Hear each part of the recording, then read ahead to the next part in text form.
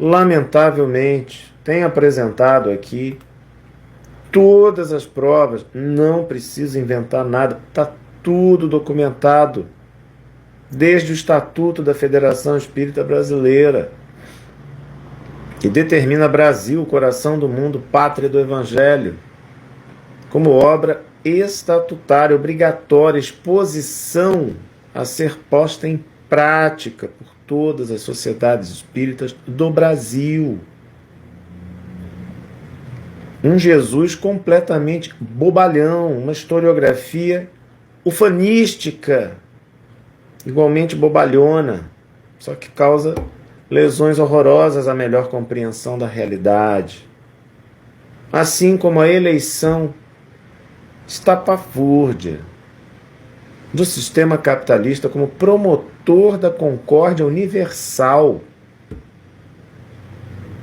destinando os aparelhos de repressão e de segurança do Estado liberal burguês, do Estado que trabalha para o capitalismo. Essa é a realidade. Não existe Estado neutro, Estado técnico, isso tudo é bobagem.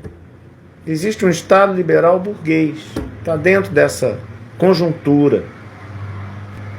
Aparelhos de repressão e de segurança contra os maiores críticos. Crime de opinião são os marxistas, né? Crime de opinião, não pode ter opinião? Não pode. Como é que um livro psicografado vai trazer isso? E depois, sendo esse livro norma, sendo esse livro estatutário, bem como o médium que psicografou, mencionados no Estatuto da Federação, depois disso, dizer que o movimento espírita é neutro, é apolítico. Igualmente também o espiritismo é neutro, é apolítico, não tem nada que ver. Gente, francamente, o médium Chico Xavier defendeu 2 ditaduras, não bastou uma. Por esse livro, defendeu o Estado Novo Varguista, instaurado em 1937. O livro é de 1938. Quem prefacia o livro?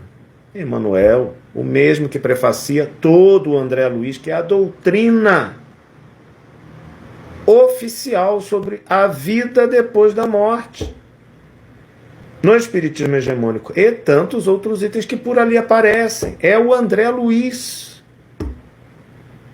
quem determina doutrina no movimento espírita federado. Quem o trouxe a Chico Xavier? Emmanuel. Prefacia também obras de rustenistas como Antônio Lima, Vida de Jesus. O rustenismo foi o primeiro grande cisma, ainda Kardec à frente do movimento espírita, com a doutrina espúria da negação da humanidade de Cristo. Jesus não nasceu, não viveu, não morreu, era um boneco de ectoplasma que chegou ao planeta, enganando a própria mãe, que pensou que estava dando à luz uma criança. Mas era tudo aparência. Jesus tinha apenas a aparência de um pequenino. Não tinha mentalidade infantil. Eu fico imaginando a amamentação. Vejam o despudor da ideia. Isto foi acolhido por muitos espíritos, apesar de Allan Kardec ter repelido, até de um modo um pouco condescendente, como duvidosas essas teses. Vejam bem. Duvidosas, não são duvidosas, são mistificatórias, notoriamente. Agora, não as aprovou como doutrina espírita. Disse, olha, a responsabilidade que eles afirmam é desses espíritos aí. Veio por uma única médium, de dezembro de 1861. E Erasto havia avisado já que ia sofrer uma invasão à cidade de Bordeaux de espíritos mistificadores. Kardec publicou na Revista Espírita e não deu outra. Em dezembro de 1861 começa a psicografia dos 4 evangelhos pela médium belga Émile Collignon. E se estende até 1863, 64. Minto, 65. O livro, então, é publicado em 1866, contendo o que foi chamado de a era teológica do Espiritismo. O Espiritismo cristão, expressão esta que foi utilizada por Kardec, já desde o Livro dos Espíritos, especialmente no Livro dos Médiuns. Desfraldamos bem alto a bandeira do Espiritismo cristão e humanitário. Mas isto não queria dizer preocupação com os dogmas católicos, como, por exemplo, a Imaculada Conceição. Se Jesus não era de carne e osso, se veio ao planeta enganando a própria mãe, que apenas pensou estar dando à luz uma criança, está preservado, então, o sagrado ímen, a Imaculada Conceição. Gente, afora a justificativa, né? Jesus não podia ter ficado, não poderia ter ficado sepultado no ventre de uma mulher. Uma coisa tão linda, tão sagrada como a reencarnação, uma abençoada oportunidade, é tratada por esses espíritos nessa obra mistificatória. Primeiro grande cisma contra Allan Kardec, desse modo misógino. A gente sente o cheiro da sacristia nisso daí. Então o espírito ficaria sepultado no ventre de uma mulher, é isso. Uma abençoada oportunidade para renovadas experiências de evolução. No caso de Jesus, nem questão de evolução, mas de redenção da nossa humanidade que precisava do seu magno exemplo.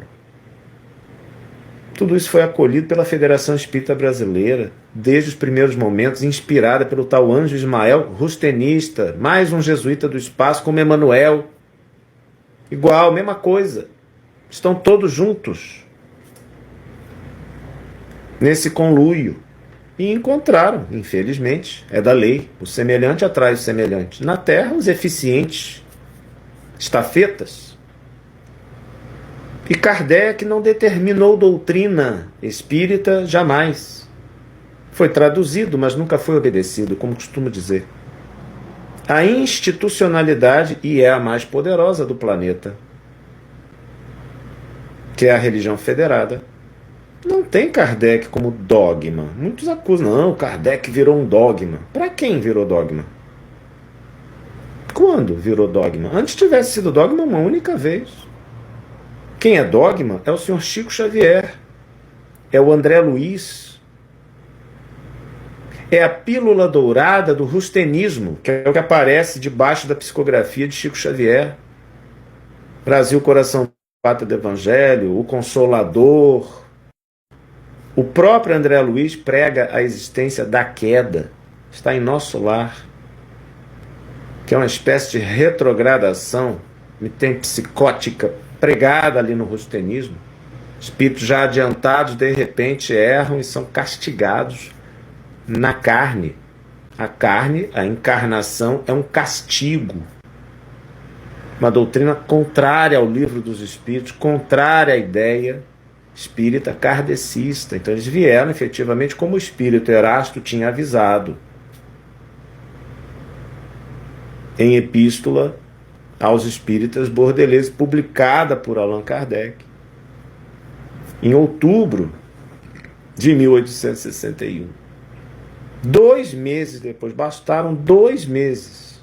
Aliás, em novembro foi publicada. A mensagem aqui é de outubro. Bastaram 2 meses.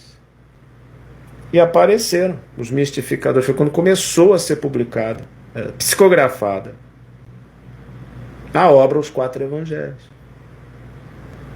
A médium, em 1862, manda correspondência para Kardec, muito material psicografado.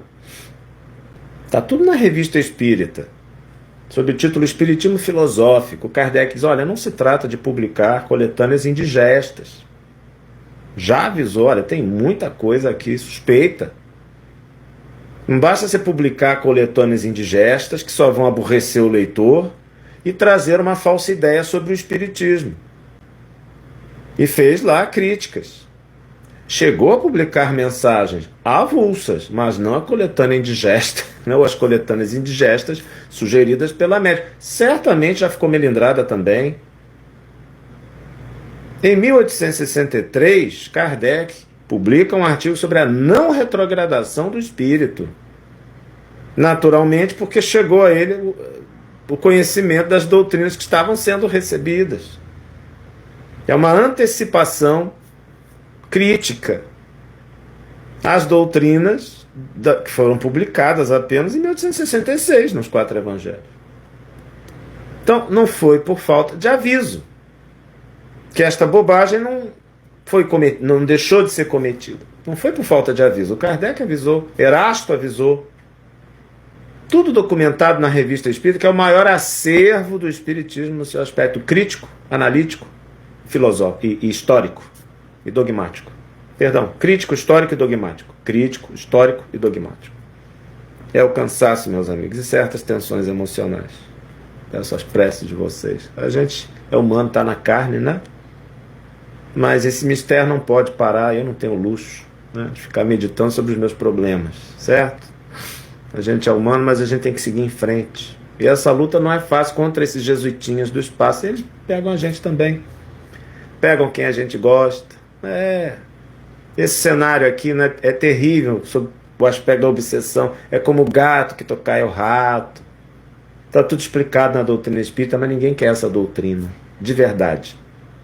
A gente fala kardecismo, sou kardecista, mas na hora de praticar é complicado, né? Para todos nós que somos seres vertiginosamente imperfeitos, né? Mas se temos a consciência da necessidade de melhorar, o nosso anjo guardião, os bons espíritos, espíritos familiares, protetores já nos auxiliam. Inscreva-se no canal Sérgio Aleixo no YouTube e baixe o e-book gratuitamente, de Espiritismo é o Nosso, volume 1 e 2.